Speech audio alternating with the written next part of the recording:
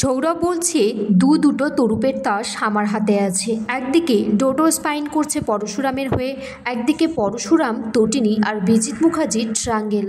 অদ্ভুত লাগছে। মায়া তখন সৌরভকে বলছে, কি ভাবছো এত?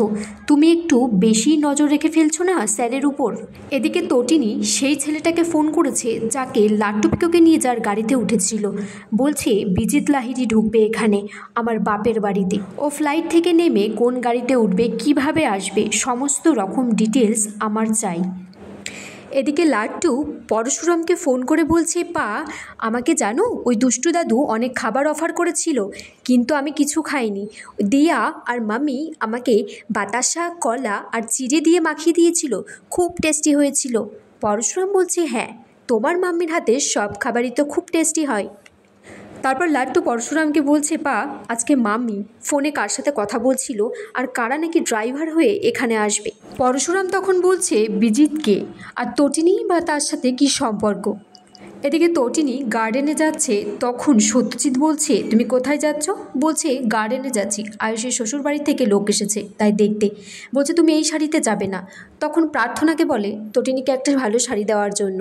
প্রাচী বলছে, জেম্মা নিজে গিয়ে লাট্টু পিকো আর তোর বরের জন্য স্যুট নিয়ে এসেছে ভালো ভালো কিনে, না হলে তো তোর বর আবার ছাতা আর লুঙ্গি পরে কখন চলে আসবে এই বাড়িতে। শীতল তখন তটিনীকে ফোন করে বলছে, আমি একটা ফিল্মের ভিডিও বানিয়েছি, ওই যে তোমার গাড়ির পাশে বন্দুক ধরেছিল তোমাকে। বাবা, তুমি একা একটা মহিলা হয়ে ওই দাগি ক্রিমিনালদের সাথে কিভাবে মেরে বাচ্চাদেরকে নিয়ে ওখান থেকে তুমি গাড়িতে উঠে গেলে। এদিকে নিশা শীতলকে বলছে, আমি আজকে তটিনীর উপর নজর রাখতে পারবো না, আমাকে একটা নিমন্ত্রণ বাড়ি যেতে হবে যেখানে বিজিত লাহিড়ী আসছে, তটিনী গাঙ্গুলির বাপের বাড়ি। ওখানে তটিনী গাঙ্গুলি উপস্থিত থাকবে। তটিনী গাঙ্গুলি এমন একটা মহিলা যাকে আমরা দেখতে পাচ্ছি কিন্তু ছুঁতে পারছি না। এদিকে পরশুরাম নিশাকে ফোন করে বলছে যে আপনি তটিনী গাঙ্গুলি আর শিবপ্রসাদ গাঙ্গুলির উপর নজর রাখছেন। পরশুরাম বলছে, আপনিও মনে করবেন আপনার উপরে কেউ নজর রাখছে।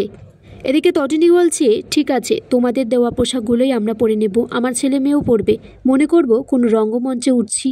সত্যজিৎ তখন মনে মনে বলছে, আসলে যাচাই করার ছিল তটিনী কতটা ডেসপারেট পার্টিতে যাওয়ার জন্য আর বিজিত লাহিড়ীকে দেখার জন্য। এদিকে বিজিত লাহিড়ী বর সেজে মুখার্জি বাড়িতে উপস্থিত হয়েছে। তখন তটিনী গাঙ্গুলি বলছে, কে জানে আয়ুষের কপালে কি আছে। শ্বশুর বাড়িতে ঢুকেই প্রথমে হার্ডিং শুরু করেছে। তটিনী বলছে, বিয়ে অবধি তো পৌঁছাবেই না, তার আগেই সব শেষ হয়ে যাবে।